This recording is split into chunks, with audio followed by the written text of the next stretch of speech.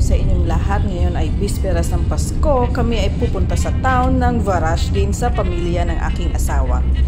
At ito na nga, andito na kami sa town of Varaždin, saan ay unti-unti na dumadami ang mga tao. Ang oras na ito ay 3 in the afternoon.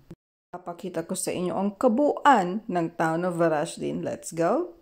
Dito sa Advent Town of Varaždin, merong skating at ito ang aking asawa nag-i-enjoy sa pag-skating. Tapos ng skating, kami muna ay naglibot-libot at pinapanood namin ang mga banda.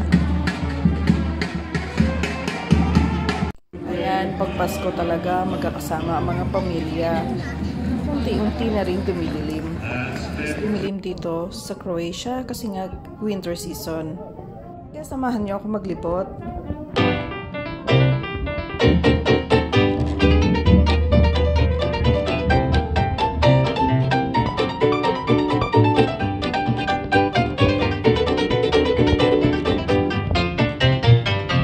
Ito na, papasok tayo sa Winter Village Wonderland na tinatawag.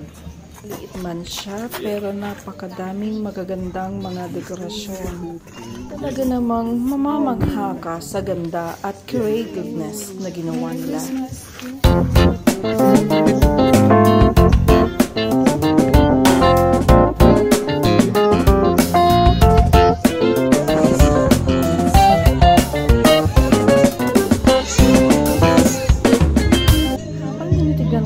Kanilang mga dekorasyon ng Pampasko, meron din silang tinitinda ng mga souvenirs and delicacies. Homemade delicacies, sweets. Kala nyo ba? Tayo lang sa Pilipinas mahilig magluto o gumawa ng mga desserts or sweets. Dito rin.